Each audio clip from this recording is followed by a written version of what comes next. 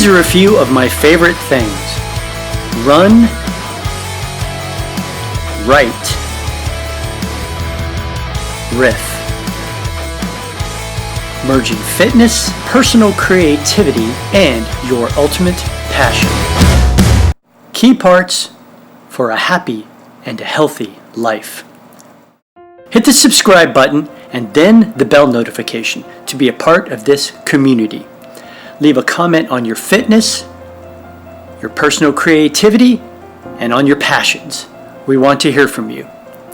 This is about living a full life. Body, mind, spirit. Run, write, riff. Age 13. After many years focusing on baseball, turns out I was a pretty decent runner. 6:18 for a mile on the track in the 8th grade with no training. 9th grade, with a bit of effort and dedication, I improved to sub 17 minutes for 3 miles of cross country, followed by sub 5 minutes for the mile and sub 10:30 for the 2 mile on the track. 750 plus miles of base work the following summer led to 7 of 11 races, eclipsing 16 minutes for 3 miles of cross country, eventually running low 1520s that November, good for 13th place at the state meet. Then in the spring, I ran sub 10 minutes for 2 miles in 10 of 11 races. 1,000 plus summer miles set up wins in 9 of 11 cross-country meets as a junior. 10 were sub 15 minutes for 3 miles. 6 were sub 14:40, with a PR on the season of 14:17, which remains to this day the 5th fastest time in state meet history. Senior year, 14:07 for 3 miles at the state meet remains to this day the record for cross country in Florida.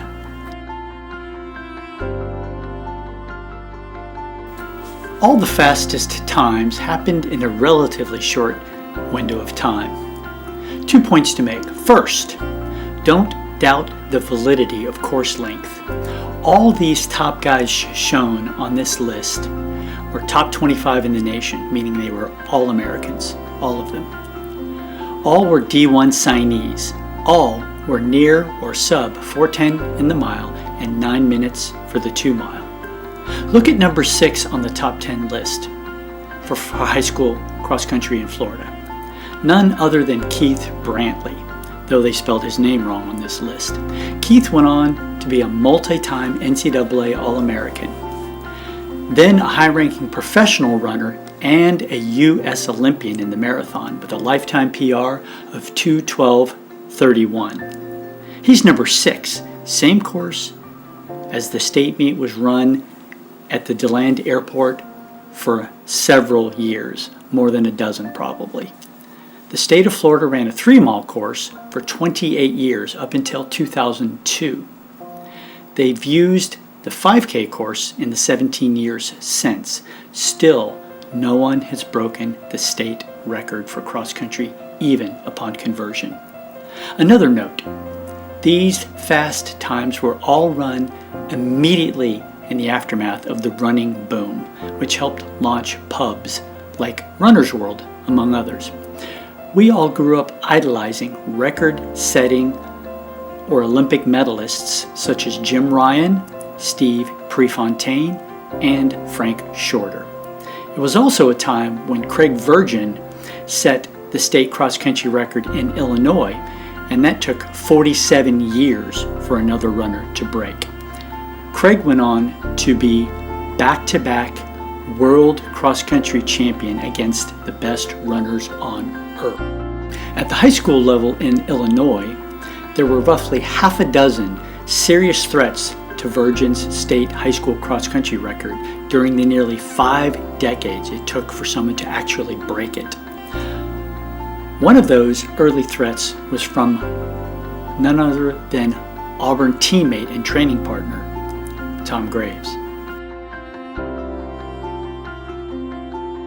I was fortunate to win the Junior Olympic age 15 cross-country national championships in St. Louis. Following, I was state 2-mile champ as a junior. An undefeated cross-country season as a senior included the USTFF, U.S. Track and Field Federation National Junior Cross-Country Championship, that's U19. The race was run in 13-degree temperatures with a minus 11 wind chill and 4 inches of snow covering the entire course. Seriously, we followed 2 tire tracks through the snow. Despite those conditions in Chicago, I ran 15:33 for the 5K course.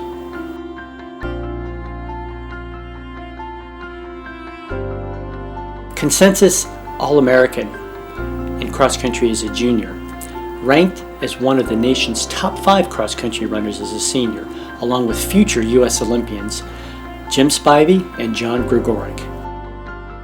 That spring, I was high school All-American in the 5,000 meters by Track and Field News, ranked 3rd nationally.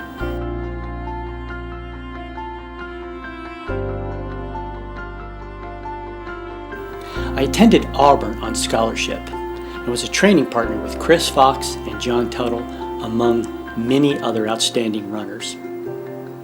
Chris became a world-class competitor for Nike Athletics West after his college career was over. He was coached by the legendary Dr. Jack Daniels. That's really his name. For those who might not know, Dr. Daniels literally wrote the book on training for distance running. It's called The Running Formula. Chris went on to be head coach at Syracuse for both cross-country and track and field, where his men's cross-country team won the NCAA title. To this day, Chris coaches NCAA champion and elite runner Justin Knight, who has a 13:09 5K PR. Another former Auburn teammate and training partner, John Tuttle, as mentioned before, went on to be a U.S. Olympian with a lifetime marathon PR of 2:10:51. For my part, I was all SEC in cross-country as a freshman and a sophomore.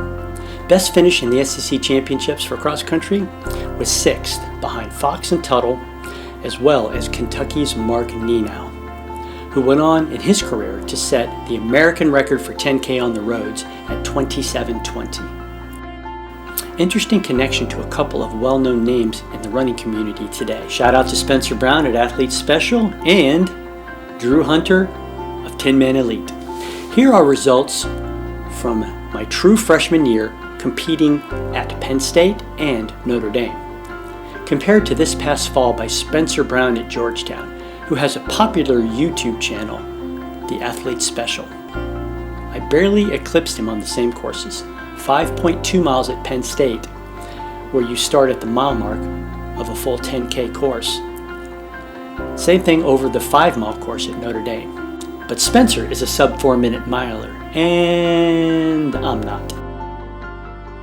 Also of note, look who won the Notre Dame race. In his senior year, it's Drew Hunter's dad. I guess that means I kinda sorta ran against his dad. Drew, of course, was Gatorade National Runner of the Year with a 3:57 mile in high school. He is currently a world-class runner for Adidas Tin Man Elite.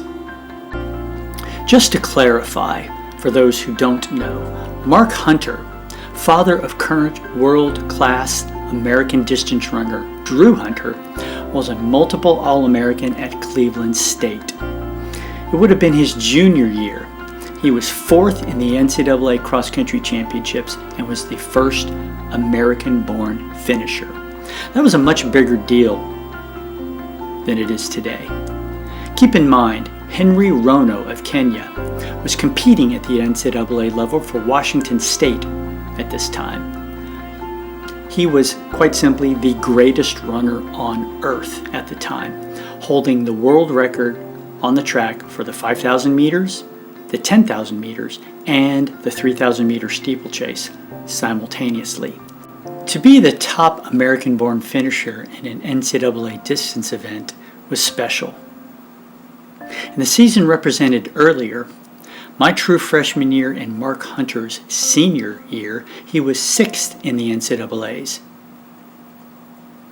So that's back-to-back top 10 finishes in the NCAA cross-country championships. Speaks for itself. My college career lasted only 18 months. Chronic Achilles issues took me down in the middle of my sophomore year. And let's be frank, I also lacked a little bit on the maturity side in my first experience away from home. Like that never happened to anyone else going away to college. As for the Achilles issues, I deal with them to this day. I just have to make sure I have the right shoes, a stability design, and I set up my workouts accordingly. For the kids at home, both young and old, don't overtrain. For my running career, all of my PRs came at age 18, the ripe young age of 18. 24:01 for 5 miles of cross country, 30:23 for 10K on the roads. Track PRs, sub 9 minutes for the 2 mile, sub 14 minutes for 3 miles, both indoors, and sub 30 for 10K on the track. That covers my brief and mildly illustrious career as an elite runner. As for now, I'm happy to be fit again, and I'm looking forward to seeing what I can do in competition. And I'm having a great time coaching some awesome kids. We'll address both my training and my coaching philosophy in a coming video. That will include the what and why for some demanding sessions that could produce results for you too.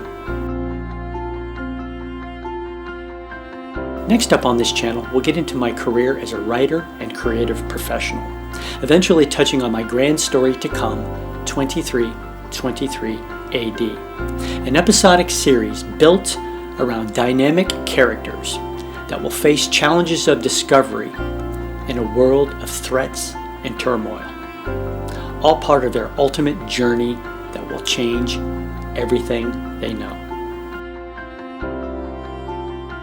That covers the right category. Here's a snapshot of coming videos in the RIFF category before we circle back to run. On the RIFF side, we'll get into the promised history of my family in music. The bands I played in college have the greatest names, no doubt. Then there's Reece Alan. Started at 10, writing killer riffs at 12, in the studio at 13, and touring by 14. And that's just the start. Make sure you're here for the inside look. On the run side, we'll get into coaching and training philosophy and the many things you must do and that I do to balance all of those things to maximize your fitness, layer upon layer of physical challenges. That's before you take into account the mental side. Toughness, commitment, planning, and goals. But the rewards, more than make up for the hurdles. Imagine that, a track pun. I've got a lot to share and I'm looking forward to that opportunity. Like I said, this channel will be so much fun. Once again, be sure to hit subscribe and then the bell notification. That will keep you up to date on all the videos that we have coming. Be sure to give us a like on this video as it will really help us to build this channel. Come along on this journey with us. And as always, thanks for watching.